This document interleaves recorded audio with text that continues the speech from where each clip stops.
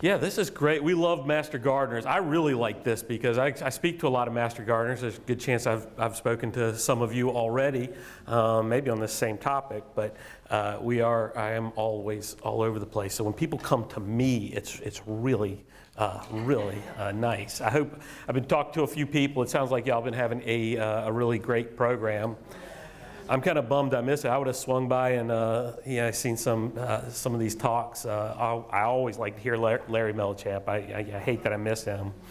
My son went up to UNC Charlotte and Larry retired, so I was thinking I was going to get to see him all the time up there, but he's traveling around. But due to bad planning on our part, not on y'all's part, on our part, we have a symposium going on at the same time, so I've been over at the Embassy Suites with another bunch of plant people.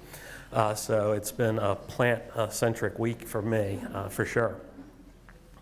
So I really do appreciate y'all here. I hope the weather holds out enough for y'all to get to the Raulston Arboretum. It's really looking fantastic. The staff, as always, has done a great job. The volunteers, some of whom are in the audience here, always do a great job.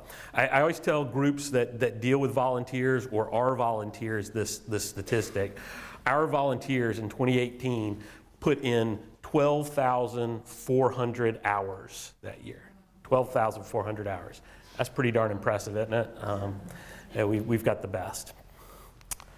So hopefully some of y'all know JC Raulston, know who he is. But if not, I always like to introduce people to him.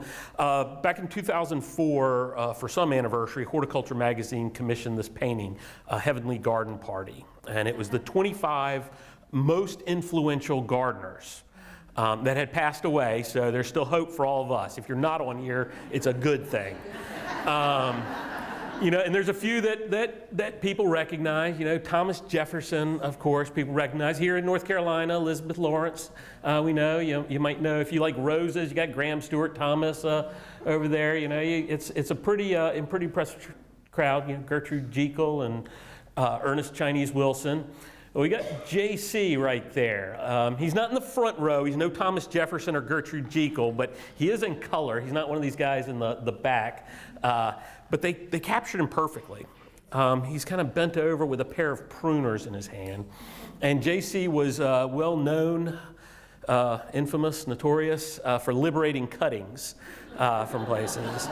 I am told that he was, for a while, persona non grata at Kew Gardens, which is especially rich because if you know anything about Kew Gardens, they did a pretty good job of, taking plants, like rubber plants from South America under cover of night to ship those out to India, and tea from China.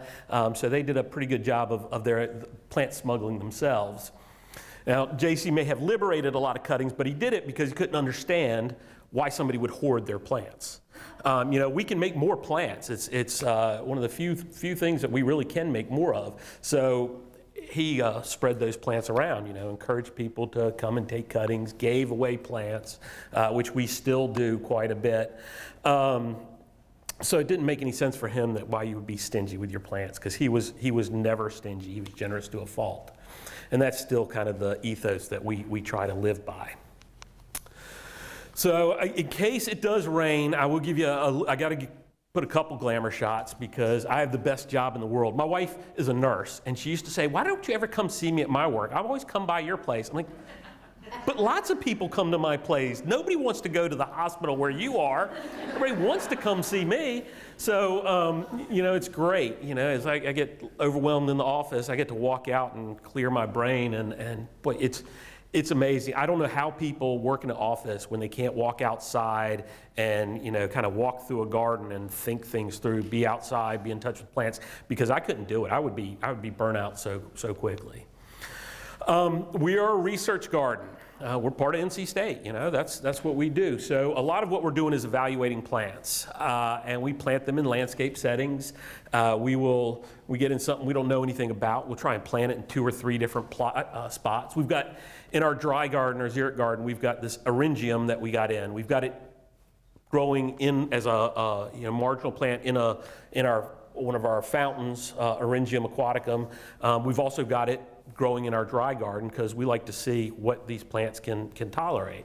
So we'll plant them in sun and shade, and we'll plant them dry and wet, and because we want to really know what they do, and so we can tell people which ones are good for North Carolina gardens. So we are part of NC State University, part of the Horticultural Science Department. I'm in that department. I doubt that anybody who's associated with Extension gets this at all, but believe it or not, we don't get a lot of financial support from the university. In fact, we get my salary and we get the housekeeper's salary, which says something about the relative importance of our positions. If we didn't have the housekeeper, we couldn't let people in. So I think, I'm hoping to be as important as Erlinda is, but I may not be. And everything else we raise, we do ourselves, which is, we think we do a pretty good job there, so it isn't too much of a problem. We generate about $1 million a year for operations that we raise in-house through memberships and plant sales and rentals and all those sorts of things, gifts. But we do need some help.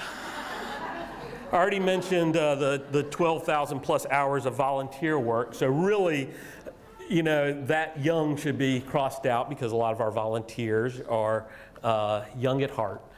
Now, I am not an NC State grad. I am a Hokie, believe it or not, I am a Hokie. There you go. And I can't speak for all, college-age students. I've got 2 college-age students in my own household, and I am pretty iffy on them most of the time. One of them no longer gets any money from me. She's on her own, so I'm okay with her. But these horticulture students that we have as interns, and I can't speak for all NC State students, but these horticulture students we have as interns are phenomenal. They really are. We just passed a year or two ago my 10th class of interns since I've been at the Arboretum. I've been there 12 years now. And we were kind of going back, me and the one other person who'd in the garden, Tim Alderton, for that entire time I've been there. And we were trying to figure out how many problem ones we had, ones that just weren't very good. And we got to about, I think we figured out there were 3 that were not very good. 2 of those were from other schools. One of them was an NC State student, and we turned him down for the internship twice. The 3rd time he applied, we were like, maybe we can fix him. We couldn't. So we knew going in he wasn't going to be a great one, but really they are fantastic. And I always hear people say, they're always on their phones or tweets and Twittering, and they're not on Facebook, because Facebook's where you show pictures of your grandchildren. But they are always on their phones. But what I find is they're usually Googling a way to do something a whole lot better and more efficient than the way that I've told them to do it, the way I've done it all my life. They really are fantastic. It's a real pleasure to work with them. We're also a part of the, since we're part of the university, we are a living laboratory, horticultural science. They do labs out there, but also ag engineering, ag education,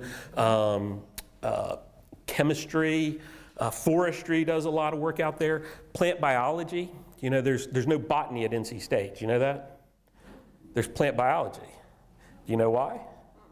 At a party where there were alcoholic beverages, the department head and I were talking about this, and in a moment of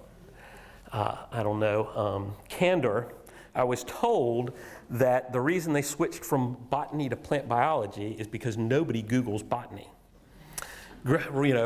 Graduating seniors want to be vets and marine biologists and things, so when they Google biology, they get tricked into seeing plant biology, and then when, anatomy and physiology turns out to be too much, they say, oh yeah, there's more kinds of biology here, there's plant biology. So it's, that's how you do it.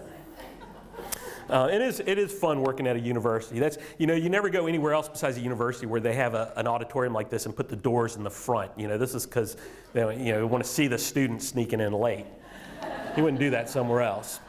I do want to point out our website. We've got a great website, and I especially pointed out when I talked to Master Gardener groups. There's a lot of information there. You can search our collections and get pictures and get, when we planted it and what size it is last time we measured it. So when if you read a tag about or writing an article about Calycanthus Hartledge wine, and you go with the nursery tag and says it gets 5 to 6 feet tall, well, guess what?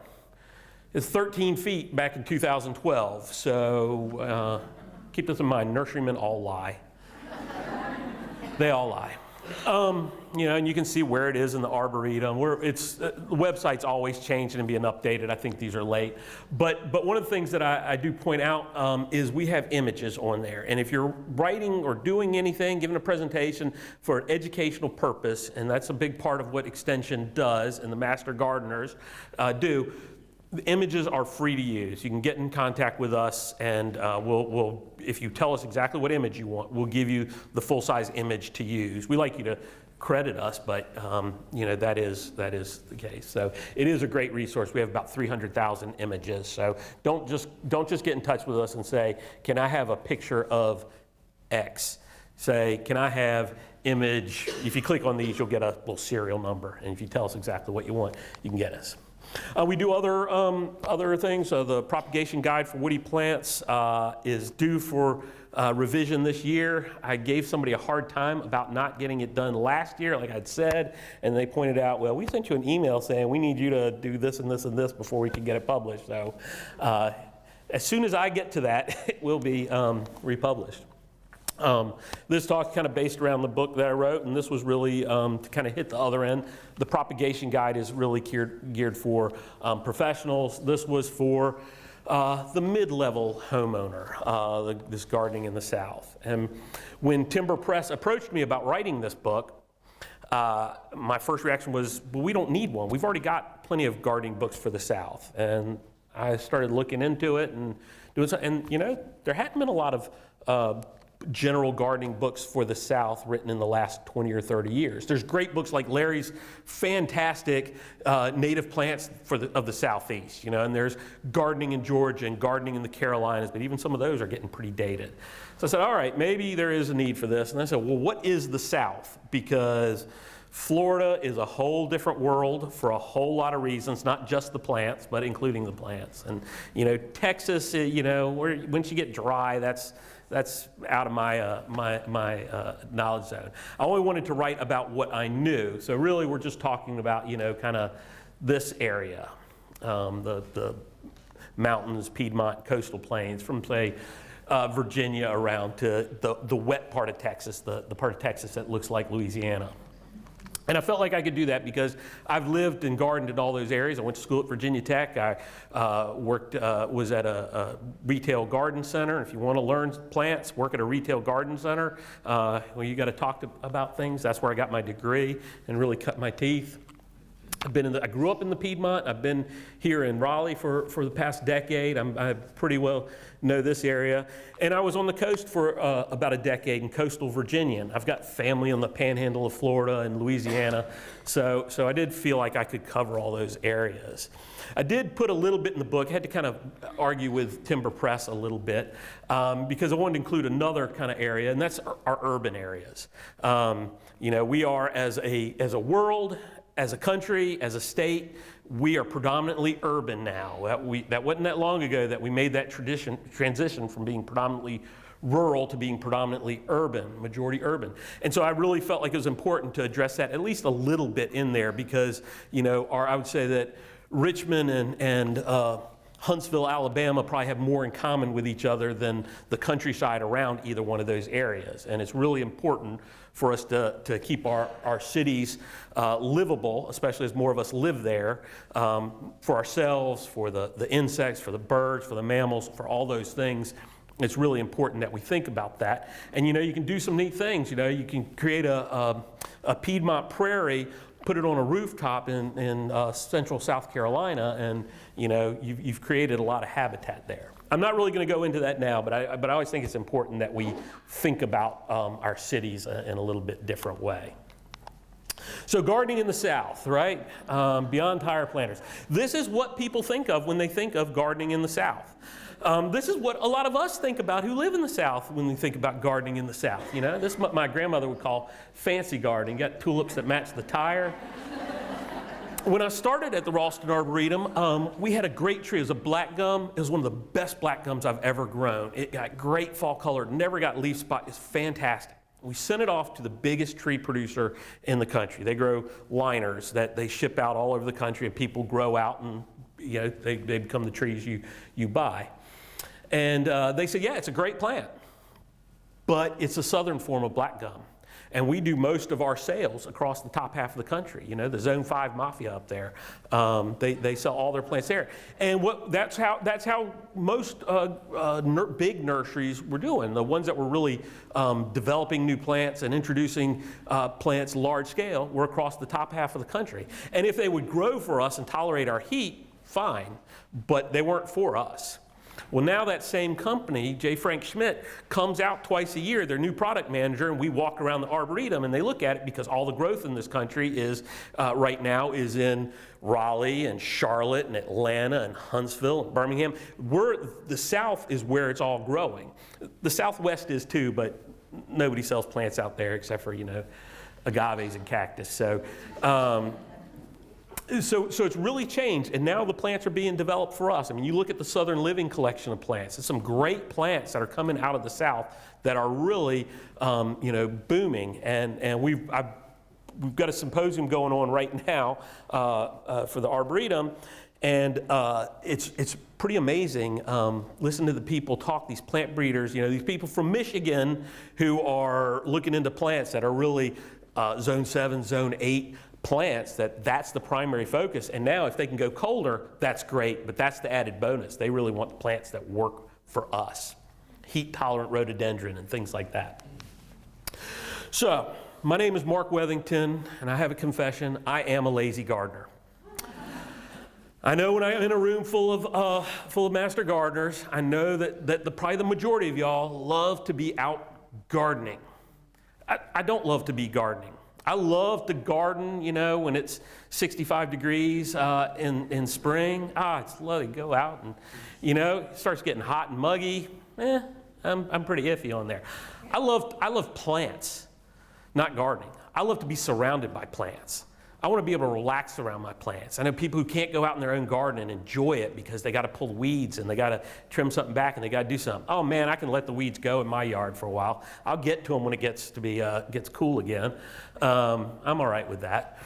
But I want to relax out there because that's what I love, is to be surrounded by a lot of plants. So when I wrote this book, I really, you know, people don't have as much time as they used to. They're not willing to put in as much effort a lot of times as they used to. There's a lot more things pulling people in different directions, you know. We didn't have Game of Thrones 20 years ago, you know. You gotta get inside and see that. So like most things, if you're gonna be a lazy gardener or if you're gonna do anything, the more you put in up front, the easier your life is afterwards, right? How many people have seen something like this, right? You got to compost. You got to build that soil. Soil's the most important thing. You know, you got a layer of sticks, 4 to 6 inches, a layer of brown dried leaves, a layer of green, 2 to 4 inches, brown, green, brown. Keep it as wet as a wrung out sponge. This is the stupidest thing that has ever been perpetrated on the gardening public. Because when you see that, you say, I'm not going to compost. I don't get green and brown in alternating layers. I don't, you know. There are probably people in here, y'all go buy plants and you have your own little plant nursery at home while you decide what you're going to do with those plants that you bought.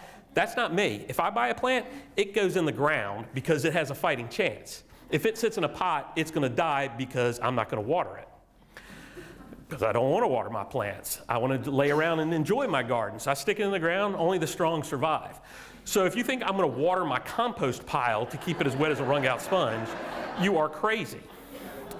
So I've been doing this professionally for, you know, it's getting on closer to 3 decades than 2 at this point.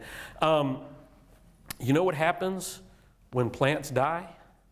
They compost. They break down. It happens.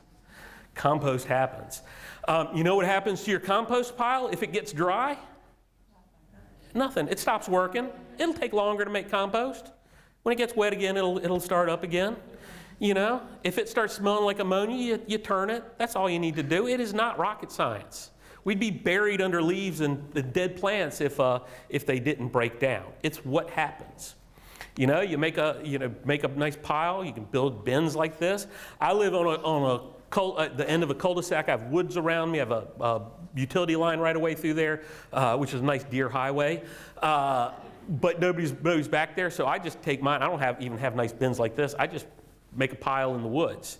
I always say I'm going to take that compost and use it in my garden. What I actually do is, at a certain point, I say, oh, I got a nice raised bed out here. Let me plant some things in that. But you know, if you got a new compost pile, you know, you put some dead plants in there. You put a shovel full of soil in there because you need those microbes to get everything going. And then you keep adding to it. And at a certain point, when it gets big enough, you start a new pile. Now, this is something that people don't tell you, but I'm going to tell you this. If you don't want to compost, it's okay. You don't have to feel guilty. You know, most average gardens, most average landscapes don't produce a whole lot. You know, a pile like this is going to break down and give you just, not really a whole lot. And people don't tell you that. It's okay. If you live in an area where the city will take away your yard waste and turn it into compost and you can go pick it up for cheap, that's fine. It really, people feel like they should be composting. It's great if you do. Y'all are master gardeners. Y'all probably like to. But people often are made to feel guilty if they don't do it. Don't feel guilty. It's okay. Don't send it to the landfill. The other thing, when people do compost, I get this question all the time. I try to make compost. I've got a compost pile. I do everything right. I do green and brown and keep it wet as a wrung out sponge. And I can't get compost. And what people think they're going to get is what you get when you go buy it. You order a truckload of compost, right? You get this beautiful black crumbly stuff, great for the garden, right? Well, they're doing it, they're getting it up to a certain temperature and they're turning it and then they are sifting it and getting out everything that looked like a plant and they throw all that stuff back in another pile and send you all this stuff that's been sifted out. If you compost at home, you will be able to tell that it was once plants. You will. This is finished compost. This is finished compost. You get through that a little bit under that top layer, it's broken down, but there's going to be leaves and pine needles and pine cones and sticks and stuff in there.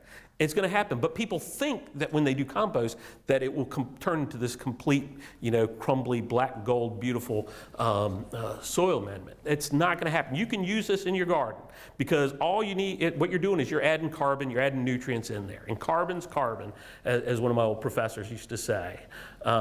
He would say that as he picked weeds and just threw them on the ground. He's like, yeah, they'll compost in place. It's fine. Carbon's carbon. We mulch with partially composted leaves at the Arboretum. It helps that we have 300 volunteers putting in 12,000 hours because leaves break down quickly and a lot of areas will mulch twice a year.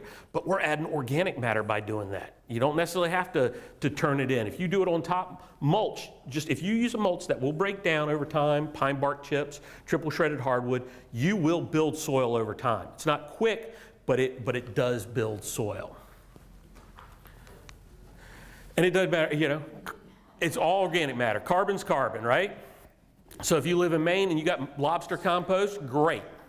If you live somewhere with peanut hulls, you used to be able to get that stuff for cheap. Now they sell it. It's real expensive now. But whatever it is, it doesn't matter. Carbon's carbon. That's all you got to remember. Whatever you got a lot of hanging around, it's good for what ails you.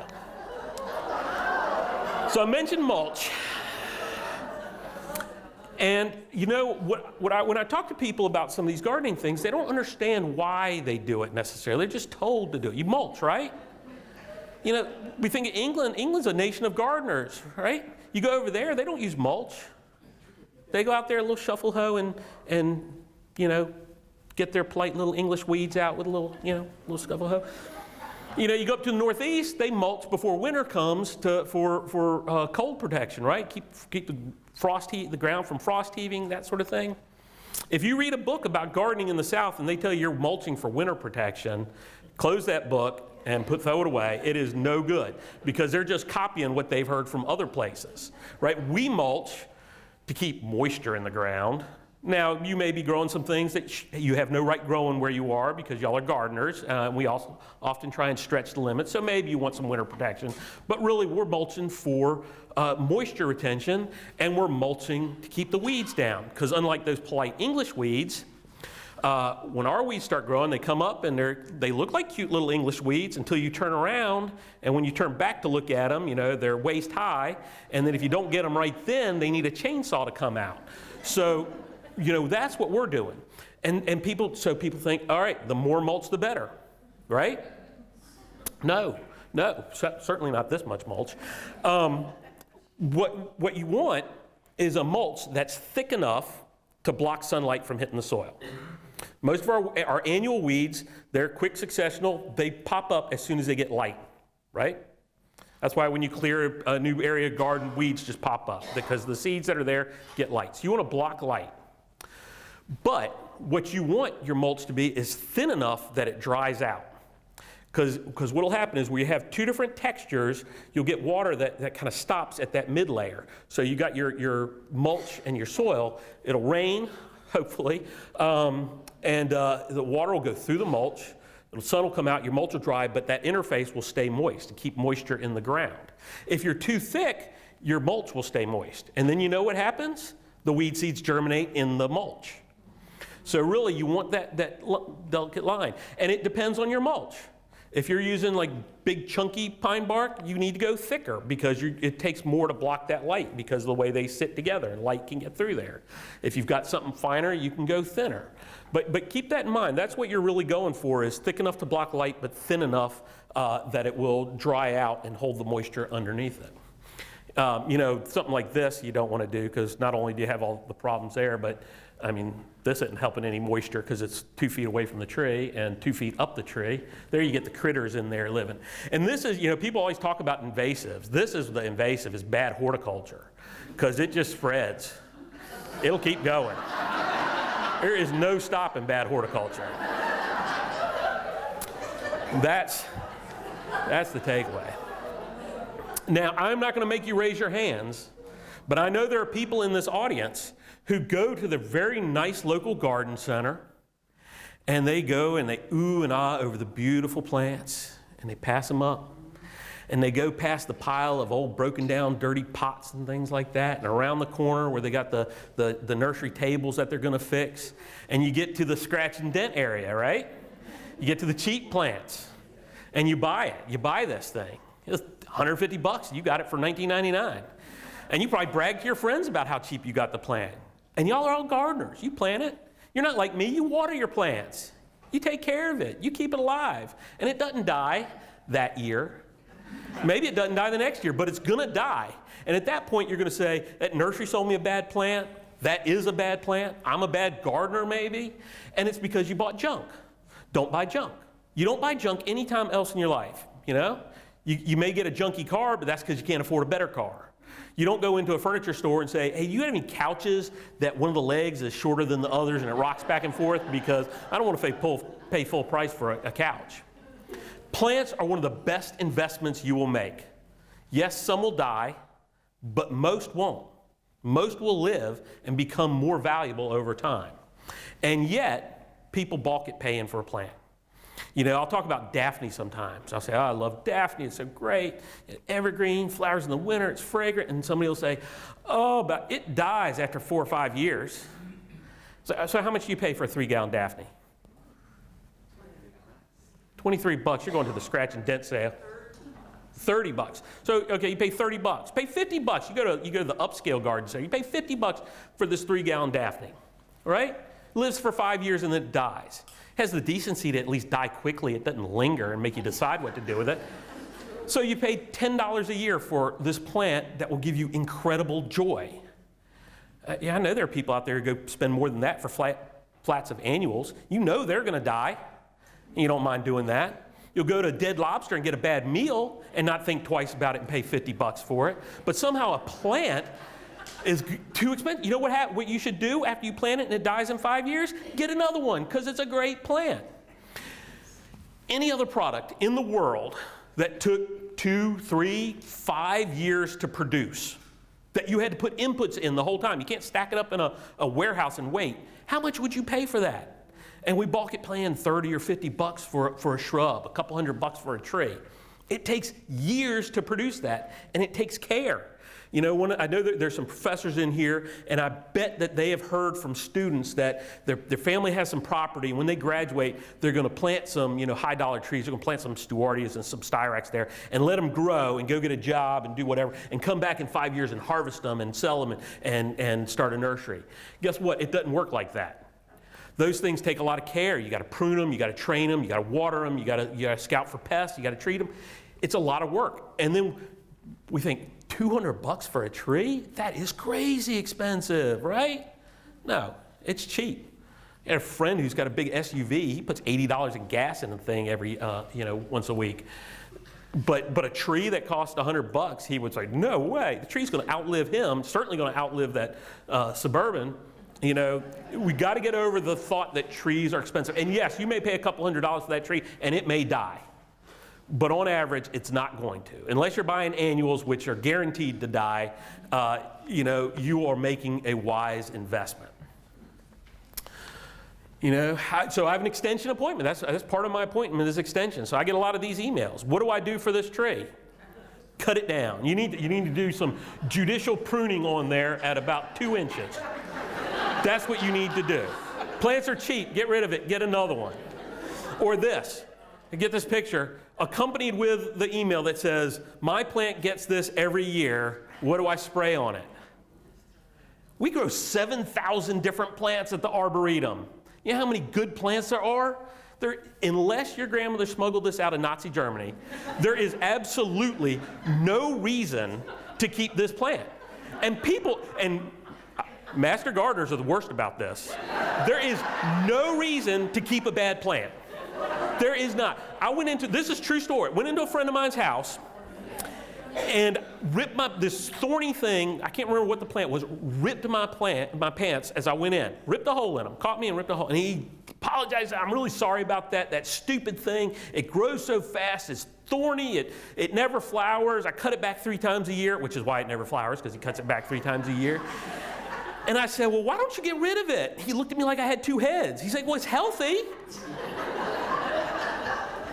I have some pictures of my neighbor across the street who goes out of his living room window, hangs out, I think his wife's hanging onto his belt buckle, and he's shearing hedges because they're too tall. I said, why don't you plant something else there? He said, but they grow so well. Get rid of it. Don't be afraid to get rid of plants. My 2 favorite gardening things, other than sitting around and looking at the garden, are planting things and ripping things out. You know how many times I've gone out and this really isn't doing it. I'm going to get rid of it. I dig it out and I look around. I'm like, if I got rid of that and that, I'd have a really good planting bed. If I got rid of that, and next thing I know, they're all gone. And and then I got all new things that I can area where I can plant. Don't be afraid to get rid of plants. If it's a bad plant, get rid of it. If it's a good plant and you don't like it, get rid of it. I have a terrible sense of smell. So winter sweet, flowers in the middle of winter, has a wonderful fragrance, so I'm told. That is the ugliest plant. The flowers are ugly, the plant's ugly. I am told it smells wonderful. I can't smell it. So there is no reason for me to grow it. I had one at my house and I was ripping it out and somebody was just aghast. They're like, but I don't like it. Doesn't matter how beautiful it is, how great it is. If you don't like it, it's your garden. Get rid of it. Oh, it frees you up when you're willing to just get rid of plants like that. Oh. You go to your significant other and say, but I was told they're cheap. I can get more plants, they're cheap. Pests out there, I don't spray. I wish I could say it's because I'm really super environmentally conscious. It's because I'm a lazy gardener. Pesticides are disgusting. I can smell those. I can only imagine those of you with really good senses of smell. They're gross. I don't like mixing them. I don't like putting on protective equipment. I don't like dealing with them. So I just say, I've got a nice lace leaf hibiscus there. It's amazing what, if you change your viewpoint a little bit, you can live with anything. My hibiscus get too big anyway. A little bit of, something to kind of stunt their growth is probably good. Now there is something that works on Japanese beetle, a natural remedy that won't, it's not like spraying them with some god-awful chemical that'll make them drop dead like they've been touched with the hand of God, but will reduce your pressure. 4 o'clocks, Mirabilis jalapa, 4 o'clocks. Japanese beetles love them, and they're poisonous to Japanese beetles. So you just go scatter some seed, go buy 99 cents, you can get some seed, scatter some seed around. Now they'll come back everywhere, and if you live in a warm area, they're perennial and they seed. But if you get them while they're young, you can dig them out. If you wait too long, for a couple of years, they got a tuber like this on them. But they will reduce your pressure. They won't eliminate Japanese beetles, but they will reduce the pressure. Deer. So I moved into this new house. Like I said, I've got this right away. I was so happy. I've got woodlands around me. Nobody can build on this side because I got this utility right away down there.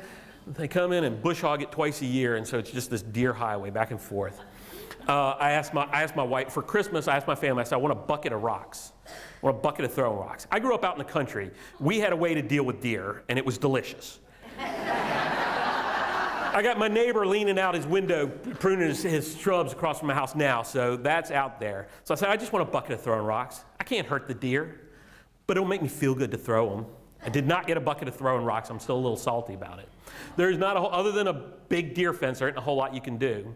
For 14 years, I wrote a column for a newspaper, kind of answering people's questions. And, I got a lot of questions about deer. So like once a year or something, I would say, a good dog. That's the best thing you can do for deer is get a good dog. And then people started sending me pictures.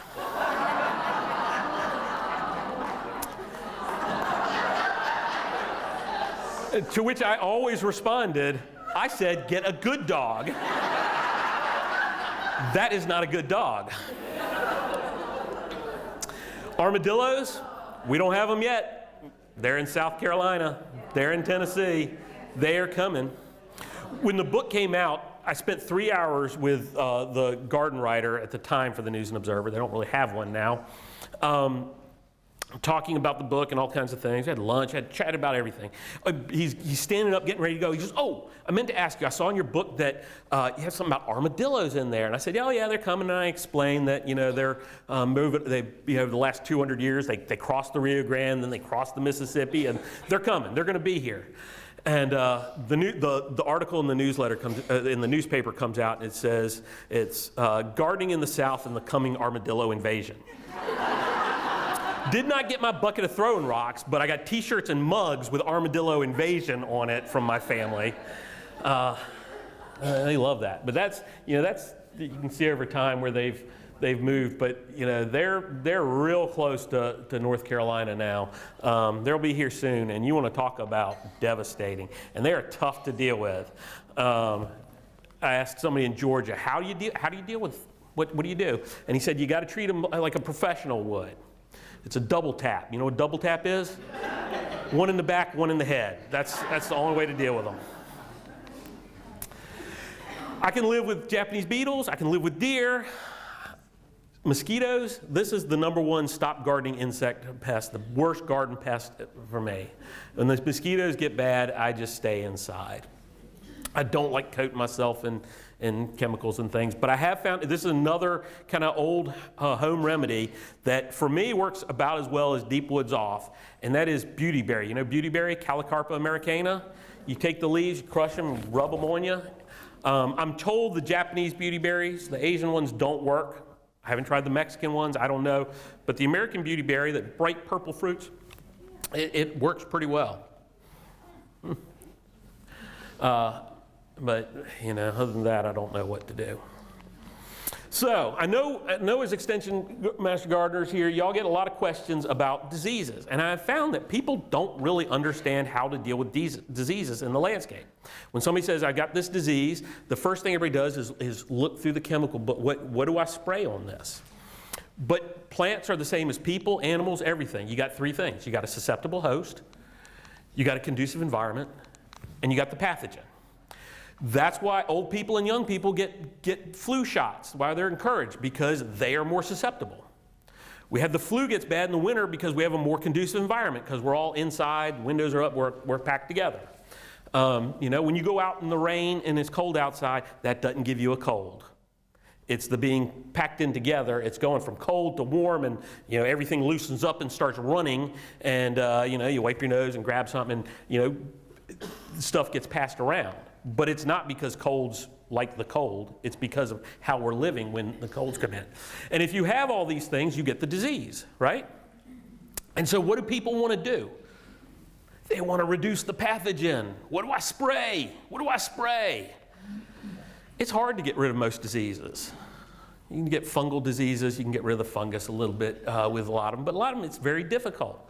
But say like a dogwood, right? You get powdery mildew on your dogwood. Well, let's say you get a less susceptible host. You get Kay's Appalachian Spring. It doesn't get the disease so bad. And instead of planting it in this dark woodland, you plant it out where it's a little bit bright, air movement, you've got a less conducive environment. The leaves dry because they get some sun. You've done nothing about powdery mildew because it's out there. There isn't anything you can do. But you've got a lot less of that disease. Doesn't mean you have no disease, but you got a lot less of it. And you didn't spray anything. You didn't have to deal with it. Same thing with roses. You know why we have so many problems with roses? Because we grow them all together. We jam them together. If I had $1 for every time somebody said, I have got the best rose, it never gets disease. Doesn't get black spot, never have problems with it. I say, oh, what is it? And they'll say something like, it's President Lincoln. I'm like, well, I've grown President Lincoln, it gets diseases. And they say, no, this doesn't. Maybe I have something different. And I'll say, how many roses do you grow? Oh, I just grow the one, because it's a good one. But for some reason, we take one of the most disease-prone plants that we have, and we jam them all together. We plant 50 of them together in a rose garden. And, lo and behold, they get a ton of diseases. That's because we've made the environment so much more conducive for them. It's not because the pathogen's less, but more pathogen, although if you don't do good sanitation in there, you will have more pathogen, but it's because of how we grow them. We make the environment more conducive instead of less conducive. I mentioned turf real briefly. Get rid of some of your turf. You don't need so much turf. Y'all are gardeners. Maybe y'all don't have a lot.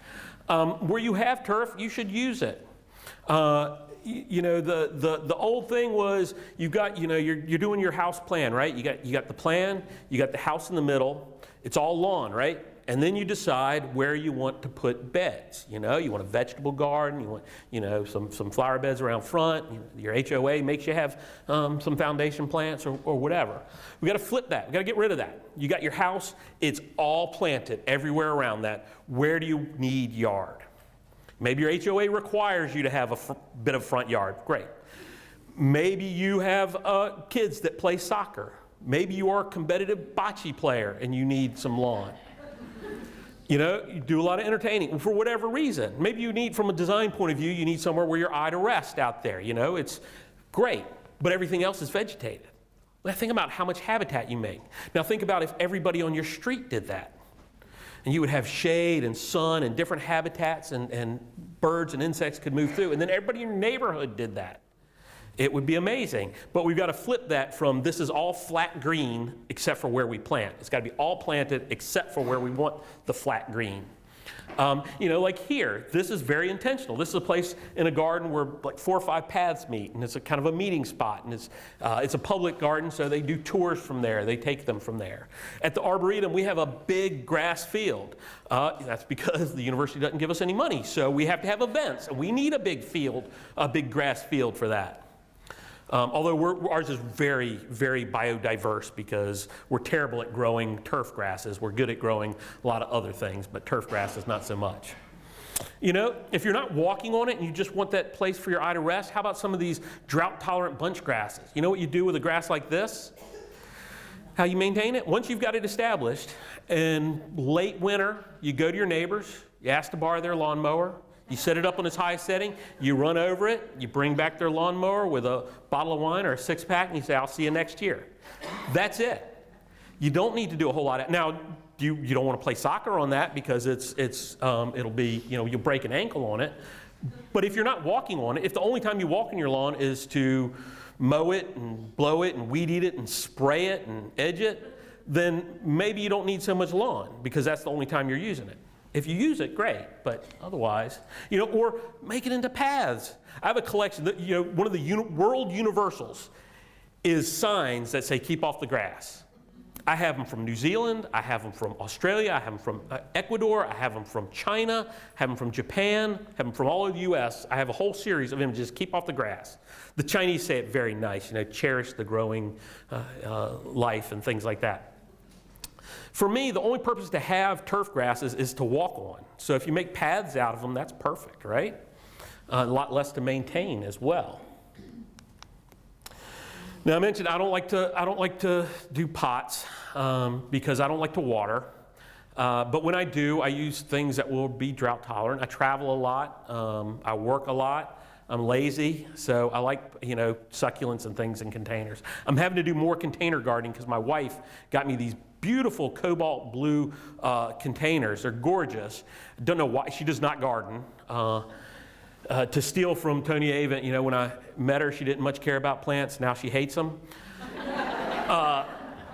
So I'm like, what on earth is it? It wasn't until a little bit later after I'd gotten them planted out of obligation that she said, those look nice outside. Maybe we should paint the front door cobalt blue to match the pots. There was an ulterior motive to that gift, I think. But these drought-tolerant plants are fantastic to have in the landscape. And if you're going to do pots, go ahead and jam them together. That's the way to grow them if you've got to do stuff like begonias and hostas that need water.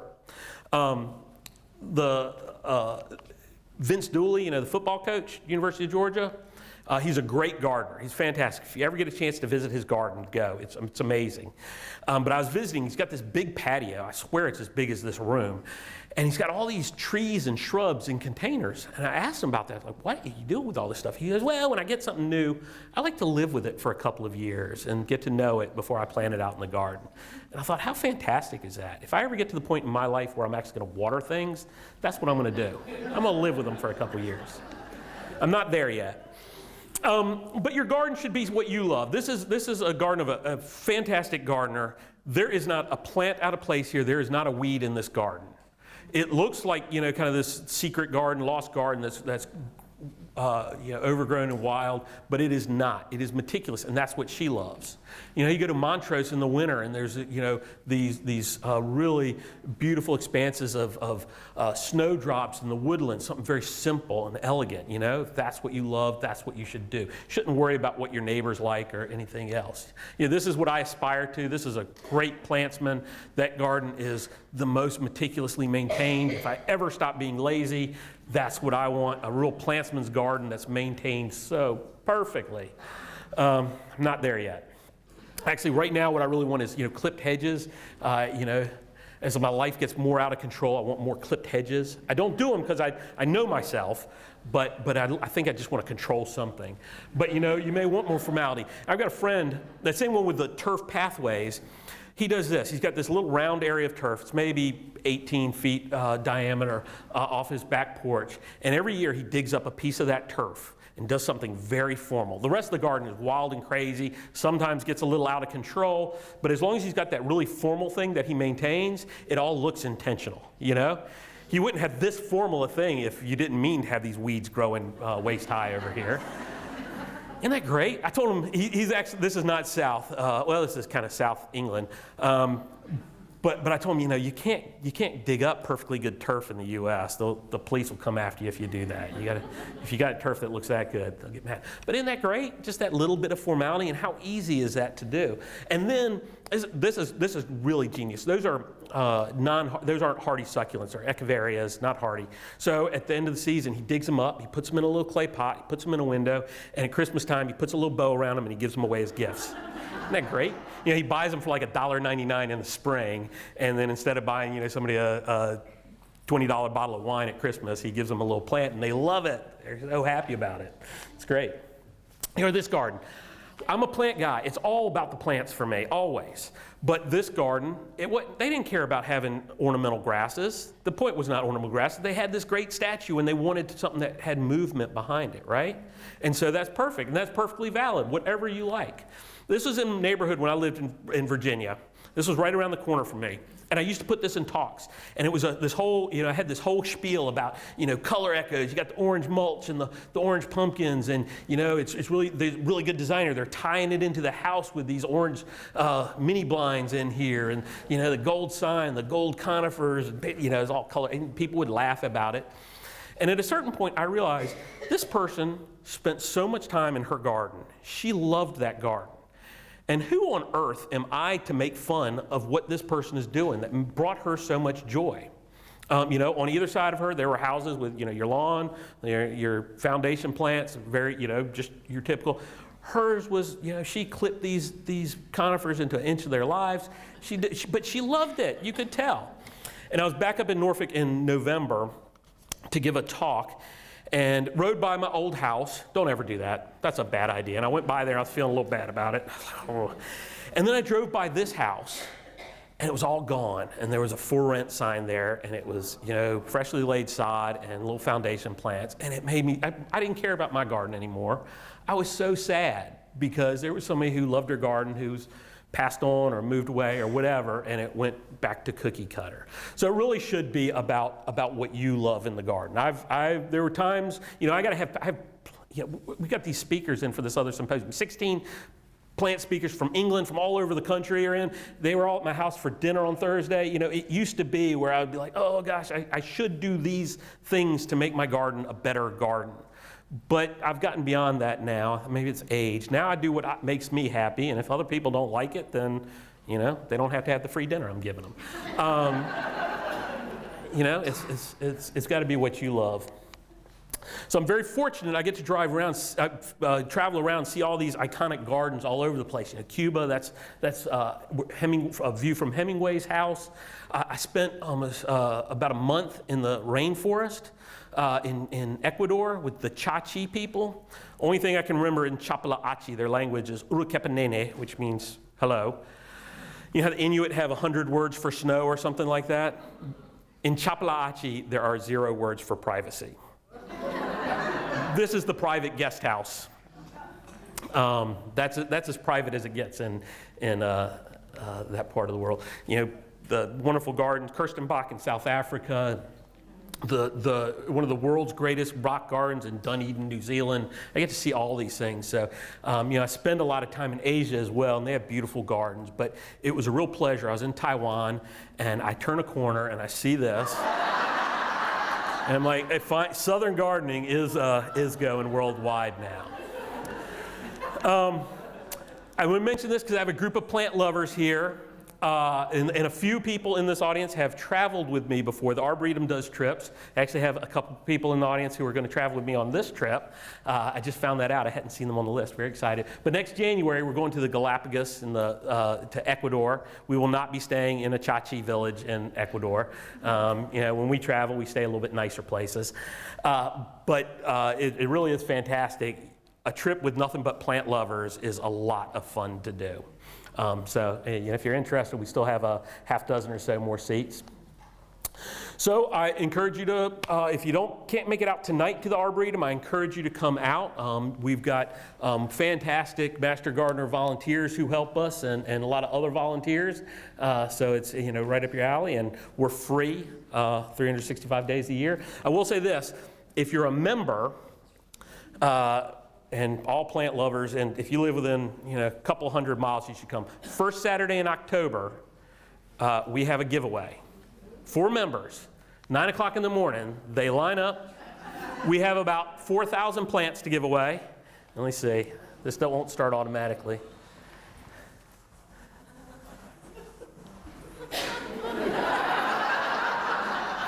It's a lot of fun. You should come out for that. And people leave very happy with very many plants. I also want to mention a couple of new things. We do we do introduce plants from the Arboretum. This is brand new this spring. Really won't be available until next spring. But weeping golden redbud, golden falls, and flamethrower. At our auction at our symposium right now, that went for I think $550 for flamethrower. Good stuff. We have other ones that are coming out of the Arboretum, like osmanthus that come out bright pink. So I encourage you to come out. I hope you'll visit. If you can't make it this time because of the rain, I hope you'll come out another time. And love to see y'all. We love to have Master Gardener groups come and visit.